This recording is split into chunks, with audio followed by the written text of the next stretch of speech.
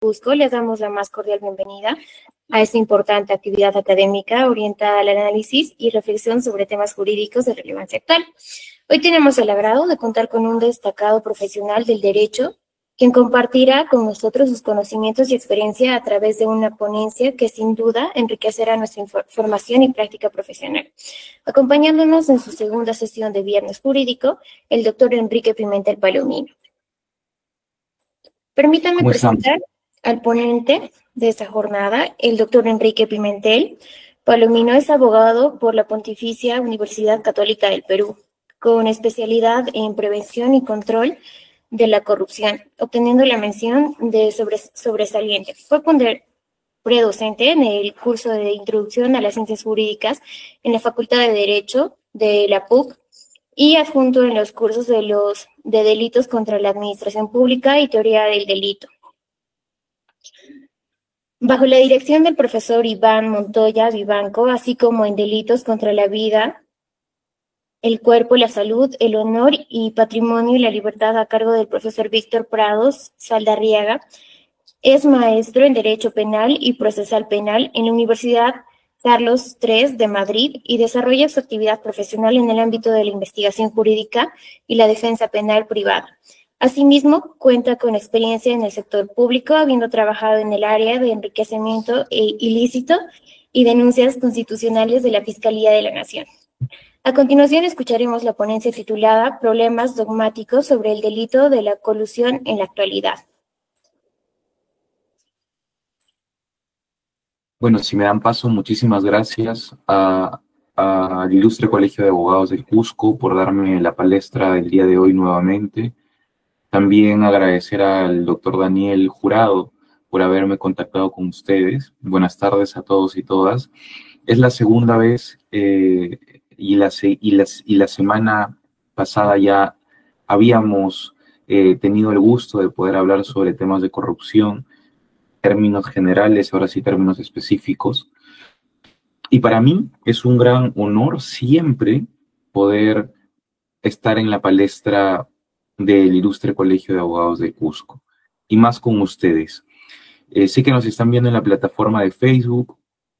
Me hubiera gustado que haya más personas que no estén viendo en Facebook si no estén acá, pero no hay ningún problema porque creo que todos los que estamos acá somos suficientes como para poder discutir muy bien el delito de colusión en el Perú. Fíjense, para esto yo creo que si es que no hubiese algún problema, igual les pregunto a ustedes si es necesario o tienen alguna duda, por favor, con mucha confianza, o levanten la manito, o córtenme, porque al final yo estoy presentando la pantalla. Y pregunten y discutamos, opinemos, critiquemos qué es lo mejor que se puede hacer, porque este delito es muy complejo, y ya les digo yo que existen múltiples interpretaciones del delito de colusión en el Perú. Yo estaría muy agradecido si eso sucede. Y si no, bueno, esperamos las preguntas al final, si es que las hubiera. Yo, como les digo, con mucho cariño, con bastante alegría, estoy con ustedes el día de hoy para que podamos discutir sobre este punto, que era el punto 3 de la clase pasada, de estas 2 sesiones en las que yo he tenido la oportunidad de estar junto a ustedes. Miren, solamente para recordar, la clase pasada nosotros habíamos hablado de lo que significa la corrupción, de lo que implica la corrupción en el Perú, de las consecuencias y las externalidades nefastas de lo que genera la corrupción. Habíamos hablado de sus elementos, habíamos dicho cuáles eran sus posibles aproximaciones, porque concepto al unísono no existía.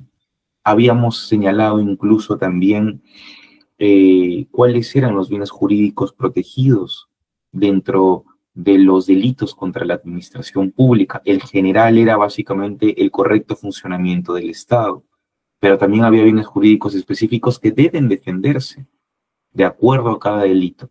Uno de ellos es el delito de colusión, que vamos a hablar el día de hoy. Además de eso, habíamos dicho que no solamente los funcionarios públicos eran parte de los delitos de corrupción, que también podían intervenir particulares que podían ser pasibles de imputación de un delito de corrupción, los famosos extraneos. Dicho esto, y creo que la clase pasada fue de mucho provecho, vamos a hablar de la parte especial de los delitos de corrupción, enfocándonos solo y únicamente en el delito de colusión. Y claro está que el delito de colusión es, si no, el delito con mayor avance dogmático a nivel peruano. Desde mi punto de vista es el delito de corrupción con más detalle, con más profundidad, con más desarrollo dogmático, y esto es bueno y es malo a la vez. Fíjense ustedes, es bueno porque tenemos múltiples interpretaciones y es malo porque tenemos múltiples interpretaciones. Entonces, desde el punto de vista en el que nosotros querramos verlo, el avance dogmático puede ayudarnos, aventajarnos o puede perjudicarnos. Lo que yo les voy a traer el día de hoy justamente es el problema actual que he identificado durante todo este tiempo de investigación en el delito de colusión, que poco he visto que se haya tocado. Algunos sí, algunos puntos sí, otros puntos no tanto. Y eso es importante y les prometo que vamos a traer a colación bastante cuestionamiento de esto, ¿no? Bueno, ya habíamos dicho que la corrupción en las contrataciones del Estado son peligrosísimas, ¿eh? Peligrosísimas. De hecho, ya son seguramente hasta el 2022, y digo seguramente porque no existe un estudio del 2025, pero al 2022 el delito de colusión era el tercer delito más concurrido dentro de las salas penales especializadas en temas de corrupción. El tercer delito. Yo creo que el día de hoy, muy probablemente, ya sea entre el segundo y el primer delito. ¿Y saben por qué? Porque en el Perú, la corrupción dentro de las contrataciones del Estado es un problema recurrente.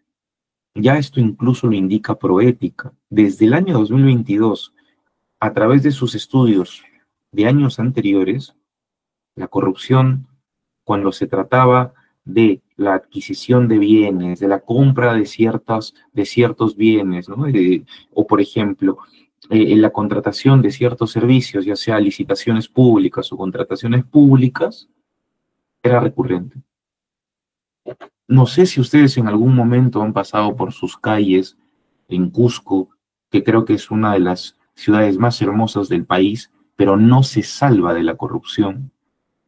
Y han pasado y en algún momento han visto pistas que no están terminadas, han visto calles que tienen muchos baches, huecos, rupturas. No sé si lo han visto. Por lo menos yo en Lima, bastante. Por lo menos yo en Ayacucho, de donde vengo, bastante. ¿Alguna vez han pasado por los hospitales o se han enfermado y en algún momento han escuchado, no tenemos estos equipos, o si los tenemos están en mal estado, o si están en buen estado todavía no han llegado? ¿No han escuchado quizá en algún momento vamos a comprar vacunas y dentro de esas vacunas yo primero me las voy a poner para salvaguardar mi salud, ¿no? En alusión a algún expresidente antiguo? Bueno, todo esto sucede dentro del ámbito de las contrataciones del Estado. Y es corrupción. Es corrupción. Los contratos que se hacen bajo concertaciones que están bajo la mesa, que están maniatadas desde el primer momento. Desde el primer momento. Y no van a un interés público, sino van a un interés privado. Es uno de los problemas más recurrentes en el país. Y tanto es así que el delito de colusión está regulado en el artículo 384 del Código Penal. Y como está regulado en el artículo 384 del Código Penal, no solamente es un problema social, es un problema penal. con muchísima concurrencia en nuestro país. Y eso es lamentable, muy lamentable. Miren, el artículo 384 que ustedes ven en pantalla es el actual, es el que está vigente dentro de nuestro Código Penal. Y ha pasado por, si es que mal no me equivoco, 6 modificaciones hasta el día de hoy, hasta el año 2025. Primero con un párrafo, luego con 2 y ahora con 3. El primer párrafo del artículo 384 que versa sobre el delito de colusión nos indica que el funcionario público que interviene directa o indirectamente por razón de su cargo en cualquier etapa de la contratación concierta con algún interesado para defraudar con el Estado, va a ser reprimido con una pena privativa de libertad entre 3 y 6 años. O sea, basta la mera concertación. Dicho esto, un funcionario dentro de un contexto de contratación pública que concierta, que pacta ilícitamente con uno de los proveedores del Estado, va a ser pasible de una sanción penal porque estamos hablando de la corrupción, o sea, del delito de colusión. El segundo párrafo básicamente involucra la misma conducta, sin embargo, una peligrosidad mayor, defraudar al Estado. O sea, no basta con concertar, sino es necesario verificar una defraudación. Esto sí involucra una ruptura del patrimonio del Estado, al erario público. Por eso les preguntaba al inicio, ¿no se han preguntado ustedes en algún momento cuando pasaban por las calles, por qué esta pista tiene tantos baches? Es imposible que los carros pasen por aquí. ¿Por qué la vereda tiene un montón de rupturas y no se puede caminar por aquí? ¿Dónde está el dinero que se debía proyectar para que no ocurran este tipo de problemas? Muy probablemente ese dinero ya esté en el bolsillo del funcionario que tenía la razón del cargo o del interesado, o de ambos, que es lo más probable. Y el tercer párrafo, que ya no es solamente la mera concertación, ni tampoco la defraudación que exige el perjuicio del patrimonio estatal, involucra una peligrosidad mayor, un agravante, que básicamente se da en 3 supuestos. Si alguna de estas dos concurrieran, entonces, dentro de un contexto claramente de contratación pública, pero además en el ámbito de una organización criminal, en el ámbito de programas con fines asistenciales o en el ámbito de alguna situación de emergencia sanitaria, la pena ya no va a ser entre 6 y 15 años, sino va a ser mucho mayor. Va a ser entre 15 y 20 años. ¿Por qué hablo mucho de las penas? Porque ese es uno de los problemas que vamos a identificar más adelante. Solamente comentarles que existe un recurso de nulidad en Lambayeque que indicaba que el delito de colusión no solamente es un delito, son 2 delitos distintos. 2 delitos distintos. Este es el primer problema que quiero abordar con ustedes el día de hoy. La sala del profesor Víctor Prado Saldarriaga indica que la colusión dentro del artículo 384 tiene 2 delitos diferentes. Ese es el primer problema, como les digo, que quiero tocar. ¿Por qué es el primer problema que quiero tocar? Porque a pesar de que yo suscribo la interpretación de la sala del doctor Prado Saldarriaga, encuentro problemas con la redacción actual. Fíjense, lo que dice el profesor Prado es sumamente interesante y yo suscribo su idea, me adhiero a su idea. Él dice, el artículo 384 involucra una colusión desleal y una colusión con agravante. Es una colusión propiamente dicha. ¿Por qué es una colusión desleal la primera y es diferente a la colusión defraudatoria? Porque los verbos rectores son diferentes. Una cosa es concertarse, que involucra el mero pacto ilícito, el mero pacto bajo la mesa, y otra cosa muy diferente es defraudarse, que involucra no un pacto, sino ya un engaño que genera un juicio económico.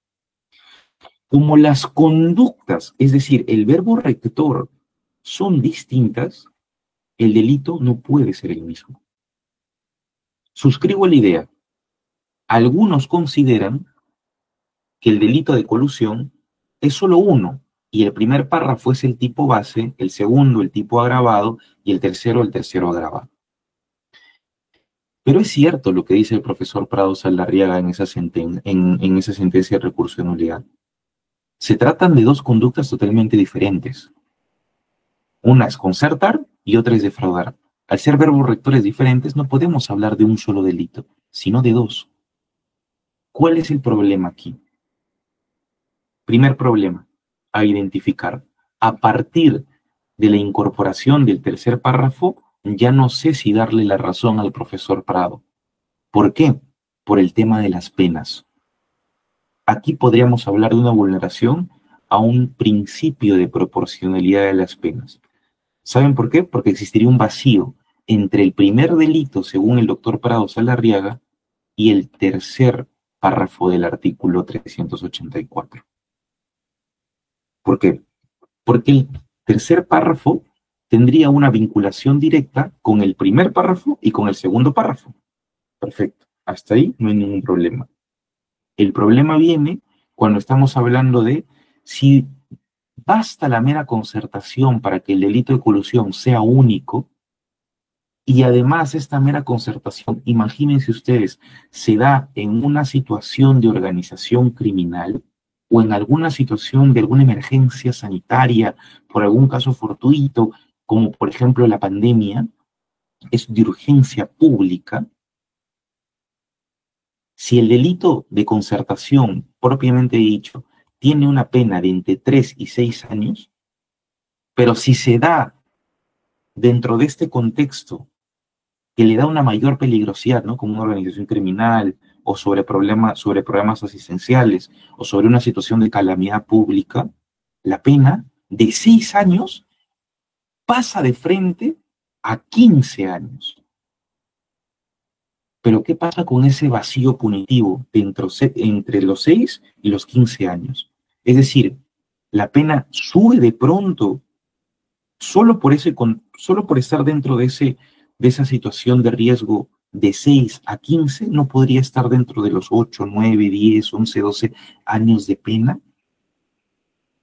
Yo les pregunto a ustedes, ¿no sería eso una vulneración al principio de proporcionalidad con relación a las penas? Ese es el primer problema que he identificado con relación a la nueva incorporación del tercer párrafo del artículo 384.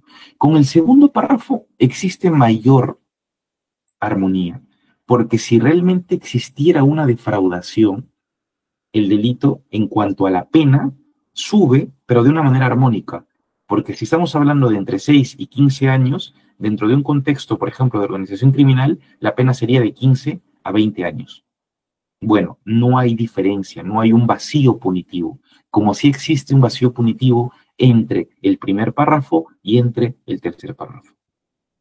Entonces, si bien yo concuerdo con la idea del profesor Víctor Prado Saldarriaga, la legislación o la técnica legislativa ya está muy mal escrita, muy mal escrita.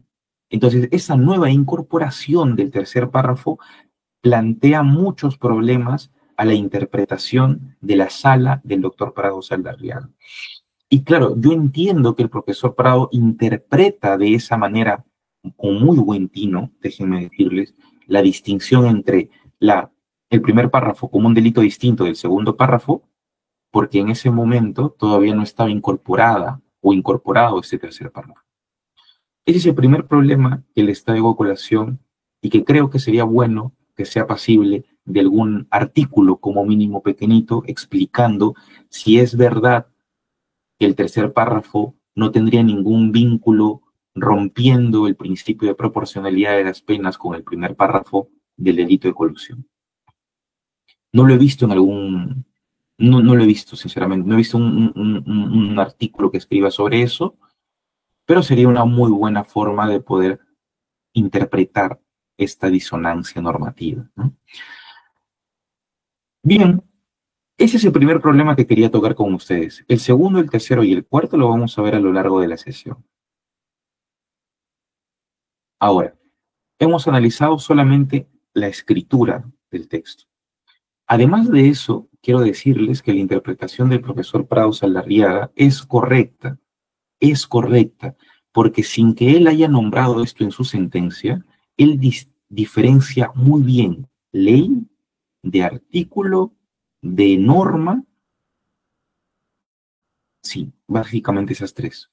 Diferencia, o sea, sin que lo explique, ha diferenciado muy bien ley, norma y artículo. La ley es básicamente, bueno, tiene dos acepciones, ¿no? Esta norma, este mandato que tiene un rango de ley y que es para todo el mundo y que está plasmado en una publicación del peruano. Es decir, podríamos básicamente resumirlo tanto en este mandato normativo con rango de ley y además todo el escrito que versa sobre el contenido de esa ley. Ley sobre tal. Bueno, por ejemplo, ley sobre contrataciones del Estado o Código Penal, que no es una ley, es un decreto supremo, pero tiene un contenido larguísimo, tiene 3 partes el Código Penal, por ejemplo, ¿no? La parte general, la parte especial y la parte de faltas. Bueno, esa es la ley, en grande, ¿no? Todo lo que conlleva el contenido. Norma no es lo mismo que artículo. No es lo mismo que artículo. A ver, el artículo es todo lo que están viendo, que el artículo 384, todo el contenido del artículo, todo el contenido del artículo, ¿no? ¿Cómo lo ven? Lo taxativo, lo escrito. Ese es el artículo. La norma, en cambio, es el mensaje que te quiere transmitir la ley. Ese mensaje. Si ustedes ven el Código Penal, ustedes nunca van a leer una prohibición estricta. Nunca van a leer en el Código Penal, perdón, no mates, no te conciertes, no robes, no corrompas. Nunca. Lo único que van a leer es el que mata a otro, el que desapodera a otro, el que lesiona a otro, el que se concierta con otro, el que tal, el que tal, el que tal. No te dice no lo hagas, sino te pone sanciones si es que se hace. Por eso la norma es la interpretación de la ley, el mensaje de la ley. Por tanto, podríamos incluso llegar a la conclusión de que un delincuente cumple la ley, pero no cumple con la norma.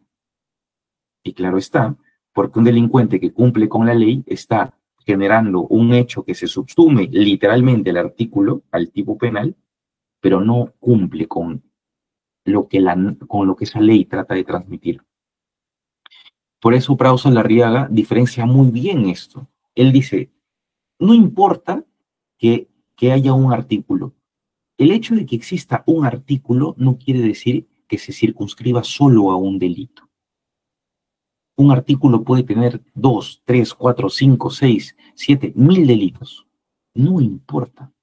Lo que importa dentro del artículo son las conductas que se sancionan. Y si estas conductas son distintas, por más que sea un artículo, estaremos hablando de más delitos. Entonces hay que tener mucho cuidado con eso. La interpretación del doctor Prado es correcta. Por tanto, el primer párrafo del artículo 384 es concertar, ese es el verbo rector, y el segundo, defraudar, y son verbos diferentes. Por tanto, estaríamos hablando de 2 tipos de delitos distintos, una colusión desleal y una colusión como tal, ya no tanto como una colusión con agravante, ¿no? Ahora,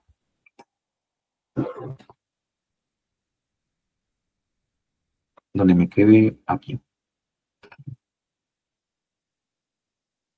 El segundo problema, y quiero hablar con ustedes sobre el bien jurídico protegido. ¿Cuál es el bien jurídico protegido del delito de colusión? ¿Qué es lo que se protege en este delito? ¿O qué es lo que se busca proteger en todo caso, ¿no?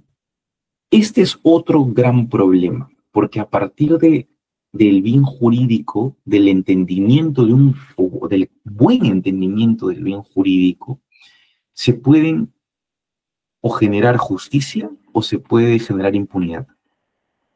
Y ya les digo yo que a lo largo de este tiempo se ha generado más impunidad que justicia.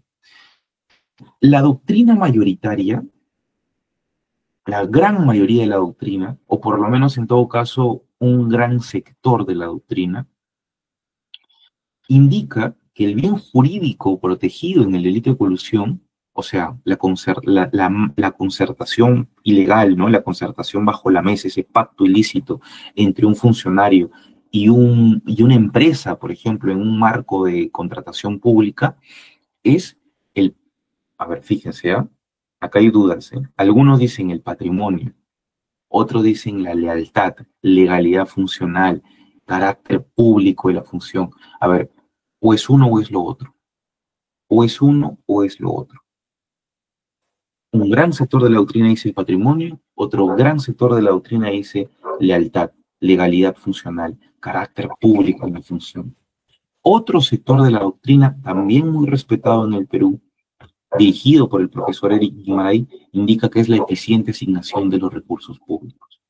Otra parte de la doctrina, que ya no es tan doctrina, sino más jurisprudencia, es la leal, idónea y satisfactoria representación de los intereses del Estado. Otra parte de la doctrina, seguida por el profesor o dirigida por el profesor Parión Arana, habla de que el bien jurídico protegido es la legalidad, la lealtad, la imparcialidad y la representación de los intereses del Estado en contratación pública. Fíjense, no hay un consenso. No existe un consenso. Entonces, la pregunta es, ¿cuál es el bien jurídico? ¿Cuál es el bien jurídico? Solamente en todo caso para sistematizarlo, ¿no? Algunos dicen que lo que se protege o lo que se busca proteger es el patrimonio, primero. Otros indican que lo que se busca proteger es la libre participación de los postores. Es decir, en un contexto de contratación pública tenemos que proteger una buena competencia, ¿no?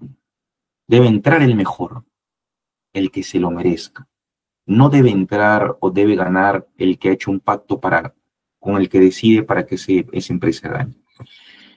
Otro sector indica que es la expectativa del Estado en la leal, idónea, diligente y satisfactoria representación de los intereses del Estado en cualquier proceso de negociación con terceros. Eso está en la casación Lambayeque. No era un recurso de nulidad, era una casación. Me rectifico. Esta es la que habla el profesor Víctor Prado Saldarriaga. Otro sector de la doctrina, que es básicamente dirigida por el profesor Guimarães y seguida por el profesor Montoya, es la asignación eficiente de recursos públicos en las operaciones contractuales que el Estado lleve a cabo, o en cualquier tipo de operaciones a cargo de este. Es decir, ya no es el patrimonio, sino es una asignación eficiente de recursos públicos. Nos vamos un poquito más atrás. Si ya no es el patrimonio, será la asignación eficiente del patrimonio. Otro sector de la doctrina indica que es el correcto funcionamiento de los organismos del Estado en el ámbito de la contratación y la liquidación, de manera que se garanticen los principios de economía y eficacia en los procesos de gasto público. Y dos, es decir, es pluriofensivo, una evitación del riesgo contra el principio de objetividad, imparcialidad, transparencia, igualdad y libre concurrencia. Y otro sector de la doctrina indica que el bien jurídico es la imparcialidad, la lealtad, la transparencia en el ejercicio de la función pública. ¿Cuál escogemos, señores? Porque este es un problema. Porque si no se identifica bien cuál es el bien jurídico protegido de una manera adecuada, podemos generar muchísimos problemas. Solo fíjense con el patrimonio. Si nosotros consideramos que el patrimonio es el bien jurídico protegido en el delito de colusión, lo que estamos diciendo es que es necesario que exista un perjuicio patrimonial al Estado. Pero esto no es así. No puede ser así porque el delito de colusión simple o colusión desleal, lo único que exige es la mera concertación del Estado, del funcionario con el particular. Por eso ya les decía que si vemos el primer párrafo del artículo 384, basta la mera concertación. No es necesario más, es suficiente concertarse. Es decir, si yo, funcionario público, me reúno de manera irregular, ilícita, y hago un pacto bajo la mesa con una empresa que compite con otras en un contexto de contratación pública, basta que concierte, basta que pacte ilícitamente para que el delito ya se haya consumado. Basta con eso. Suficiente con eso. No es necesario defraudar, es decir, no es necesario generar un perjuicio patrimonial del Estado. Como no es necesario generar un perjuicio patrimonial, considero yo que el sector de la doctrina que asegura que el patrimonio es el bien jurídico protegido en el delito de colusión está equivocado. Está equivocado porque es insuficiente. Segundo, la libre participación de los postores. Creo que la libre participación de los postores tampoco puede ser un bien jurídico protegido en el delito de colusión, porque estamos hablando aquí de un derecho penal del Estado y no de un derecho concursal del Estado.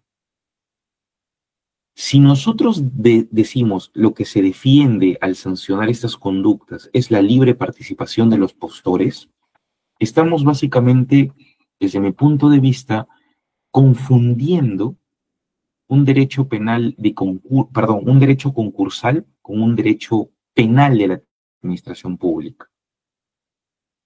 Desde mi punto de vista, incluso hablar de la libre participación de los postores es dejar de lado lo más importante, que no son los postores, sino es la administración pública. Y si vamos más allá, no es tampoco directamente la administración pública, es el Estado. ¿Quién es el sujeto pasivo en los delitos de corrupción pública? La clase pasada ya lo habíamos visto. Es el Estado. ¿Y quién representa el Estado? Todos nosotros. En todo caso, ¿tenemos que proteger a los postores, a las empresas, o tenemos que proteger a la gente? Creo que la respuesta es obvia, ¿no? Al Estado. Por tanto, creo que la libre participación de postores tampoco puede ser un bien jurídico protegido de manera idónea. Luego, la expectativa del Estado en la leal, idónea, diligente y satisfactoria representación de los intereses del Estado en cualquier proceso de negociación. Esto lo indica la Corte Suprema. Tampoco estoy tan de acuerdo. Tampoco estoy tan de acuerdo. Porque hablar de expectativas del Estado, desde mi punto de vista, es no hablar de una ruptura real de una transparencia. No es hablar de una ruptura real de la imparcialidad, es hablar de una mera expectativa. Y desde mi punto de vista, cuando alguien concierta con otro, no solo está rompiendo expectativas, está rompiendo realidades. Creo, por tanto, que la Corte Suprema tiene una fundamentación menos insuficiente que las dos anteriores, pero no me llega a convencer del todo. El cuarto, este es el más difícil de argumentar porque viene de dos grandes académicos, del profesor Iván Montoya y del profesor Eric Guimarães. Ellos indican que lo que se protege es la asignación eficiente de los recursos públicos en la operación contractual del Estado, que se lleva a cabo en cualquier tipo de operaciones a cargo de este, ¿no? Es decir, la asignación eficiente de recursos públicos en contextos de contratación pública. No estoy tan de acuerdo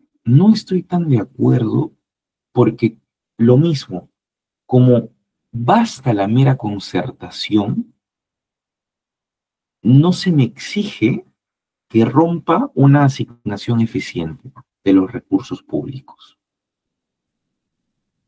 No se me exige que rompa esta asignación eficiente de los recursos públicos. Y como no se me exige que rompa una asignación eficiente, sino me basta con la mera conducta, yo no estoy poniendo, desde mi punto de vista, ni siquiera en peligro una asignación eficiente, sino que ya rompí una imparcialidad real. Además, hablar de una correcta asignación eficiente de recursos públicos, desde mi punto de vista, mezcla un poco más lo que protege la ley de contrataciones del Estado, es decir, es una protección más administrativa, más regulatoria que una protección más penal. Por tanto, a pesar de que, y desde mi punto de vista, es una interpretación mucho mejor que las tres anteriores, todavía no me logra convencer del todo. Cuarta interpretación, que es el correcto funcionamiento del Estado en las contrataciones y además la evitación de riesgos contra los principios de objetividad, imparcialidad, transparencia, igualdad y libre concurrencia. Bien. La Corte Suprema aquí varía la interpretación. Bueno, no estoy tan de acuerdo porque la propia Corte Suprema rompe, uno, su deber de unificación de interpretación jurídica. La Corte Suprema tiene un deber de unificar las interpretaciones del derecho. Aquí las está rompiendo sus funciones. Pero bueno, más allá de eso, no creo que sea conveniente hablar de los procesos de garantía de los principios de economía y eficiencia en los procesos de gasto público, porque esta es una protección administrativa también. El real o la real protección no es, como les digo, los principios, sino la gente. ¿Y los principios realmente se rompen, sí o no? ¿Y el derecho penal debe hablar de esta tan subjetiva forma de principios? ¿Debemos hablar de puntos principialistas? Tampoco me llama un poco la atención. No lo comprendo bien al 100%. Lo entiendo muy difuso. Y eso hace que desde un punto de vista jurídico no se pueda resolver correctamente o de manera idónea, cuando el bien jurídico es muy difuso. Por otro lado, la evitación de riesgos contra principios de objetividad, imparcialidad, transparencia, igualdad y libre concurrencia me gusta un poco más, pero no se trata de evitar riesgos, se trata de que ya los rompiste. Cuando tú te conciertas, es decir, cuando tú pactas con otra persona de manera ilícita, tú no estás evitando riesgos, tú los estás rompiendo. Ahora dirán, pero Enrique, esta es una interpretación muy semántica. No tanto, es una interpretación también material. No se evitan riesgos cuando se pacta algo, se rompen, todo lo contrario. Y el último o la última interpretación, la imparcialidad en el ejercicio de la función pública. Considero que esta es la más adecuada. Y todavía tengo ciertas dudas, pero es la que más se acerca desde mi punto de vista a una protección real. Como el delito de colusión es un delito que únicamente sanciona la mera concertación desde un punto de vista del primer párrafo, ya se rompe la imparcialidad. Y se rompe la imparcialidad del funcionario público, o sea, la imparcialidad del ejercicio de la función pública, se rompe la transparencia, se rompe la honestidad con la administración pública, porque el funcionario tiene un deber de garante con la administración pública. Un funcionario debe serle leal a la función pública. ¿Y por qué debe serle leal? Porque el poder emana del pueblo, porque es el poder el pueblo quien legitima su poder.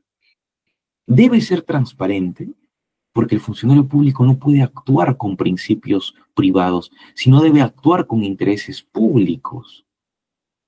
Rompe su honestidad, porque dentro de un proceso de contratación donde lo que se espera es una buena contratación, una buena licitación para dar mejores servicios a la sociedad, deja de ser honesto con este fin público. y se rompe. Lo que considero sí que debe proteger el derecho penal es justamente esta muy buena conducta idónea de imparcialidad en el ejercicio de la función pública. Es el que mejor me llama la atención. Este plano, esta propuesta, también es una propuesta seguida en un gran sector de la doctrina, también lo sigue grandes abogadas, juristas como la profesora Ingrid Díaz, por ejemplo, a quien yo me adhiero a esta idea. Pero hay problemas, sí, hay problemas también. Problemas porque hablar de imparcialidad, hablar de honestidad, hablar de transparencia, también es hablar de protecciones administrativas. Pero desde un punto de vista material, realista, me suena mejor la idea de que cuando se va a meter a un funcionario a la cárcel por haberse coludido con una empresa, es que ha roto la imparcialidad que debía él mismo haber tenido desde el minuto uno, desde que fue funcionario público. Y no hablar de un patrimonio, no hablar de los postores, no hablar de expectativas, no hablar de asignaciones eficientes, ni hablar tampoco de principios, sino hablar como tal de sus deberes. Ese es el segundo problema que les traigo a colación. De ustedes depende escoger cuál consideran que es el más idóneo, cuál consideran que es eh, el más eh, específico para este delito. Ese es un deber que todos los penalistas y todos los abogados tenemos.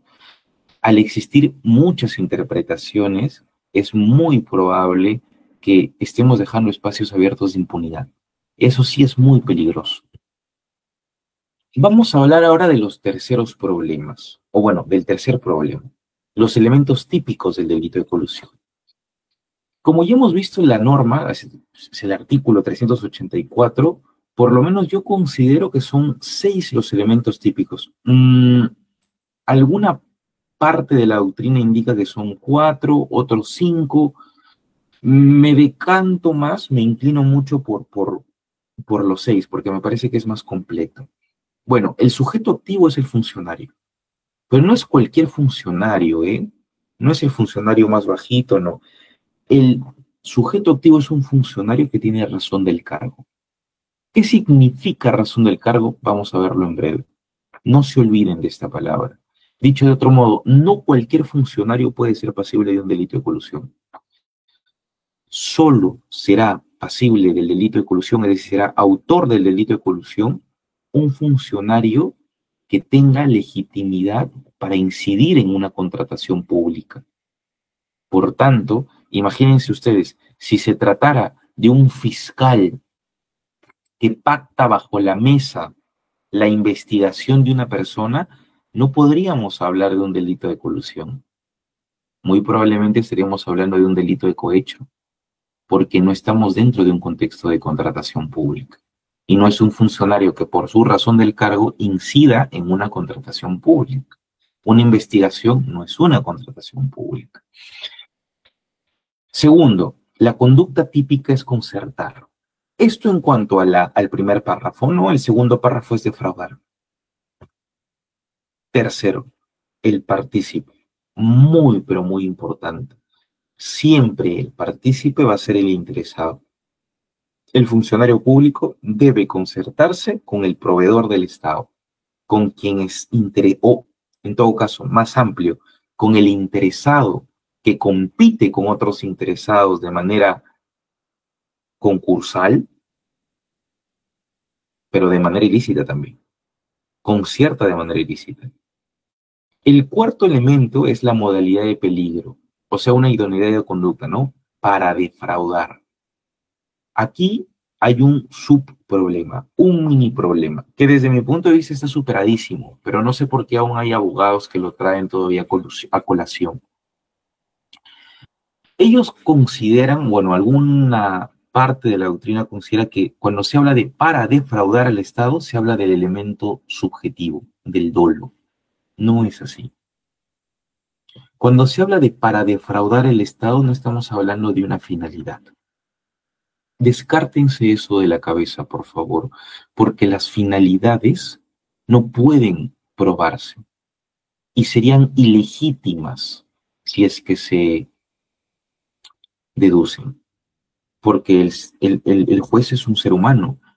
Al ser un ser humano, tiene inclinaciones, los sesgos cognitivos. Por tanto, la pregunta ¿es una tendencia interna trascendente? O mejor dicho, reformulo la pregunta, ¿existe tendencia interna trascendente? O mejor aún, reformulo la reformulación. ¿El derecho penal o al derecho penal le importa la tendencia interna intrascendente? Así como yo le digo, la tendencia interna intrascendente. Para mí es intrascendente, que el dolo no puede ser la intención. Cuando el tipo penal indica que el funcionario se concierta con un interesado para defraudar al Estado, estamos hablando de que esta concertación debe ser una concertación idónea para defraudar al Estado. No estamos hablando de que esta concertación tiene una intención de defraudar al Estado. Eso traería más problemas en la probática. Y no es como se lleva, porque si de por sí la colusión es muy difícil de probar, involucrar una tendencia interna intrascendente, desde mi punto de vista, porque es intrascendente, lo haría imposible de probar, o sea, habría mucha impunidad. Entonces se trata de una modalidad de peligro, no de una finalidad, sino de una conducta idónea de poder concertar para que se defraude el Estado después de la concertación, evidentemente. Luego, y posiblemente más importante que los otros cuatro, es el medio comisivo, o sea, el contexto. Toda colusión, absolutamente toda colusión, está dentro de un marco, dentro de un contexto de contratación pública. Dentro del contexto de contratación pública, siempre, por un principio de especificidad, se hablará del delito de colusión. No se podrá hablar de otros delitos. Por más que parezca cohecho, pasivo, activo, no importa, será colusión, porque el contexto de contratación pública es básicamente el ambiente prístino de la colusión, por excelencia de la colusión. Y ya el Código Penal es claro en decir, en cualquier etapa de las modalidades de adquisición o contratación pública de bienes, obras o servicios, concesiones o cualquier operación a cargo del Estado. Y por último, los medios. La concertación del sujeto activo, del funcionario o el partícipe va a ser una intervención por razón del cargo del funcionario directa o indirecta. Es decir, por él mismo o a través de los mandados de otros, ¿no? Bien, vamos a ser súper rápidos con esto. En el delito de colusión tenemos que analizar cuáles son sus partes objetivas. Esto es muy penal, pero muy penal. Incluso hay penalistas que no dominan tanto esta explicación porque es muy dogmática, muy teórica, pero esto es importante. Esto hace a un penalista penalista. Y claro, las modalidades de la parte objetiva, o sea, la imputación objetiva de la tipicidad en el delito, básicamente se divide de la siguiente manera. Existen delitos de mera actividad y delitos de resultado. Los delitos de mera actividad son aquellos delitos que sancionan la mera conducta. Pero no es que tampoco tengan que ver con un tema de mera conducta, porque los de mera actividad son de peligro abstracto y de peligro concreto. Y los delitos de resultado son aquellos delitos que sancionan la conducta y te exigen un resultado. Y hablando de bienes jurídicos, estamos hablando de delitos de lesión, porque lesionan un bien jurídico. En los delitos de mera actividad los ponen en peligro. Y en los delitos de resultado también incluso existen las tentativas, ¿no? Que serían delitos de peligro concreto también. Bien, aquí yo les traigo otro problema. ¿El delito de colusión es un delito de mera actividad o es un delito de resultado? Piénsenlo bien. Yo lo he discutido mucho con profesores, hemos hablado bastante, ninguno de ellos suscribe mi idea. pero yo aún así sigo creyendo frente a casi la gran mayoría de la doctrina que el delito de colusión es un delito de resultado. Y déjenme explicarles por qué. Lo que dice la gran mayoría de la doctrina es que el delito de colusión es un delito de mera actividad involucrando la conducta, pero no tanto el bien jurídico. Como basta la mera concertación, es un delito de mera actividad. Bueno, por ahí sí se lo doy. Yo la cumplo, ¿eh? Porque la mera concertación es una conducta que es suficiente para que el delito se consuma. Perfecto. Pero cuando se habla de bien jurídico, no. Cuando se habla de bien jurídico, no. Cuando alguien se concierta con otra persona, cuando alguien pacta, o sea, un funcionario pacta ilícitamente con una empresa para que le dé a esa empresa la razón y gane esa empresa, no está poniendo en peligro su transparencia, no está poniendo, ese funcionario no pone en peligro la honestidad con la administración pública, ese funcionario público no pone en peligro su lealtad a la administración pública, no la pone en peligro, ya la rompió, ya vulneró el bien jurídico. Creo que el problema está en creer que el bien jurídico siempre es material, pero eso no es así. El bien jurídico también puede ser intangible, como la transparencia, como la honestidad, como la probidad, como la lealtad. Eso no puede ser material, no lo tocas como cuando tocas una mesa, pero lo proteges. Y cuando un funcionario se concierta con otro, no está poniendo en peligro la transparencia, no está poniendo en peligro la honestidad, no está poniendo en peligro su lealtad. Ya la ha vulnerado. Ya no es leal, ya no es transparente y ya no es honesto. Díganme si eso es poner en peligro. Yo creo que no. Por tanto, desde mi punto de vista, la colusión es un delito de lesión, porque ya rompe esos valores que deben protegerse por el derecho penal. Dicho sea de paso, y recalco, esta es una opinión muy minoritaria. Yo seguramente estaría con esta opinión o estarían muchos en contra de mi opinión, que creen que es más un tema de poner en peligro, pero yo creo que no. A ver, cuando tú, si fueses funcionario, te conciertas con otro, lo que pones en peligro sí es el patrimonio. De algún punto de vista, pues lo pones en peligro porque a futuro puedes perjudicar al Estado. Pero ya hemos dicho que el patrimonio no tiene nada que ver con un bien jurídico de la colusión. Lo que tiene que ver es la transparencia y la honestidad.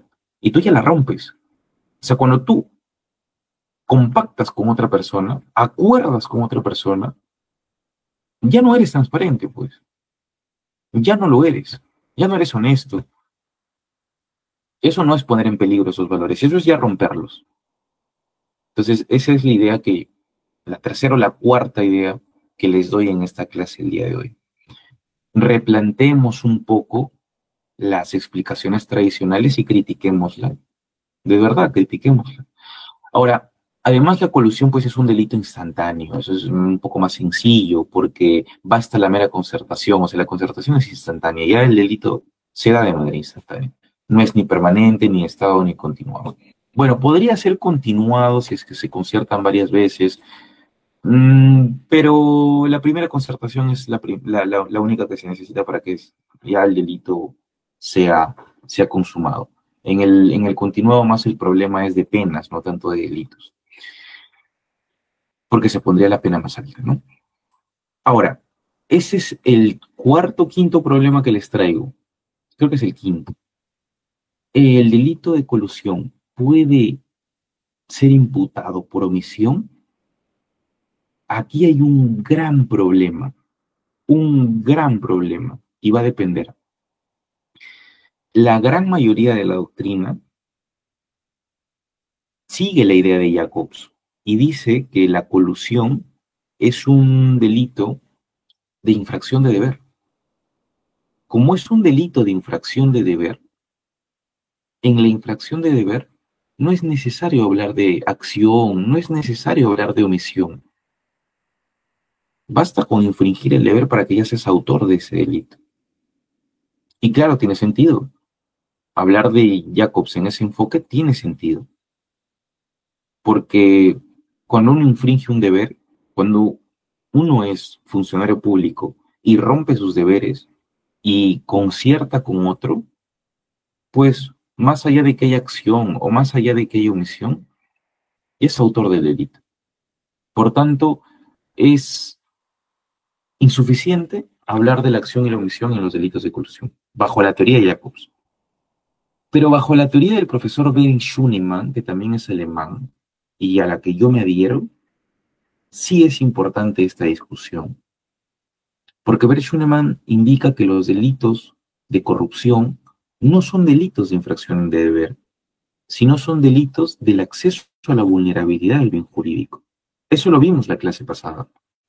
Es decir, lo que se sanciona no es infringir un deber, sino lo que se sanciona es que el funcionario, teniendo la posibilidad de vulnerar un bien jurídico, lo hace. Teniendo en sus manos la opción de romper un bien jurídico, lo rompe. Bueno, bajo esa lógica, cabría preguntarse si es posible un delito de colusión por omisión. Y ese es el típico caso de un alcalde. Él mismo no se colude, él mismo no compacta, él mismo no acuerda con la empresa, pero lo hacen sus subordinados. Muy probablemente él, más allá de saber o no saber, no cumple con sus deberes de supervisión, de doble aseguramiento y firma un contrato que adolece de graves defectos contractuales con el Estado. La pregunta es, a pesar de que él no participó en ningún pacto, ¿puede ser responsable de esa colusión de sus inferiores jerárquicos? Yo personalmente creo que sí es posible. Esto lo sigue, bueno, esta tesis la sigue el profesor Daniel Quispe, por ejemplo. Me parece que también el profesor Julio Rodríguez Vázquez, pero con él tengo ciertas dudas, no sé si lo sigue, me parecería que sí, pero igual con cargo a equivocarme. Yo creo que sí es posible. Sin embargo, hace poco se emitió una sentencia de casación que indicaba que no es posible nunca en la colusión una omisión impropia. Pero claro, solo seguía la tesis de Jacobs, pero no se ponía en cuestionamiento la tesis del profesor Bert Schunemann. Y no es que Jacobs, porque lo diga, ya debe ser así al pie de la letra. Existen otras tesis. Y por eso sirve la doctrina. La doctrina involucra el pensamiento crítico, no un pensamiento impuesto. Bien. Y también pues es un delito de un acto porque lo único que se te exige en la colusión es básicamente el acto de concertarse, ¿no? Y también es un tipo congruente porque es un tipo doloso. La colusión es netamente dolosa, siempre es dolosa. La pregunta es si puede haber colusión por tentativa. ¿Y qué tipo de tentativa, no? La tentativa acabada o tentativa inacabada. Ese es otro problema que ya no nos alcanza tiempo para discutirlo en clase. Solo decirles que algunos consideran que no puede existir tentativa en la colusión porque ya, como es un delito básicamente que solo sanciona la conducta de concertarse, la pregunta es cómo puede haber tentativa si ya se sanciona la conducta. Bueno, tentativa acabada no podría haber. Tentativa inacabada, posiblemente sí, pero no se me ocurre alguna forma ahora de una tentativa inacabada en el delito de colusión. No se me ocurre. A lo más, no sé, pues 2 correos de una empresa con el funcionario público y ahí se estén echando migajitas ambos, ¿no? Directamente no se digan, oye, hay que concertarnos, sino una migajita, oye, hay que reunirnos en tal lugar, pero igual, la pregunta es si por un principio de mínima intervención el derecho penal tendría que intervenir en esos casos. Me parece que es un exceso punitivo, pero igual es el sexto problema que les pongo, ¿no? Ahora, como les dije, ¿no? Es diferente hablar de concertación y es distinto hablar de la defraudación. Yo coincido con la idea del profesor Prado y su sala al distinguirlos como dos delitos diferentes. Ya el tipo base en el primer párrafo y el otro delito, que también sería en todo caso un tipo base, en el segundo párrafo, y el tercer párrafo, este problema de la nueva incorporación del agravante, que yo creo que como agravante solo se podría aplicar por un tema punitivo al segundo párrafo y no al primer párrafo, porque ya les expliqué que existe un vacío punitivo enorme entre el primer párrafo y el tercer párrafo. Luego, el sujeto activo. Fíjense, cuando se habla de este funcionario, se está hablando no de cualquier funcionario, como ya les había puesto yo el ejemplo, no se trata pues de un fiscal, no se trata pues de un juez, se trata de un funcionario que pertenece a un contexto de contratación pública y tiene deberes especiales frente a la administración pública dentro de este contexto. Me parece que hay una manito levantada, no los escuché como un... ¿sí? Disculpe, doctor, tenemos otra ponencia en unos 5 minutos, por favor. Ya, perfecto. Y termino con esto. Muchas gracias. Y termino con esto. El sujeto es el funcionario público. La intervención directa, esto no hay tanto problema porque puede darse en uno mismo o con otros. Y básicamente el contexto de contratación pública hace pasible que la contratación pública sea una contratación no solamente estatal, sino incluso también civil. Es decir, se haga dentro de las contrataciones del Estado, dentro de la ley de obras por impuestos o dentro del decreto legislativo de asociaciones público-privadas. Y también en locaciones de servicio. Ese es el punto 4. Falta un montón de diapositivas que ya, miren, el problema de la contratación y la colusión es enorme, pero por un tema de tiempos no lo vamos a poder tocar. Me hubiera encantado tocarlos, pero yo les puedo compartir el PPT a partir del Ilustre Colegio de Abogados del Cusco. Yo tampoco quiero excederme mucho, sé que hay otras ponencias, pero agradezco muchísimo la palestra. Y nada, hasta otra ocasión. Muchas gracias. Bien, doctor. Agradecemos profundamente al abogado Enrique Pimentel Palomino por su brillante exposición y compromiso con la formación jurídica especializada. A todos los presentes, gracias por su atención y participación activa. Hasta una próxima jornada académica. Buenas noches con todos. Muchas gracias. Permiso.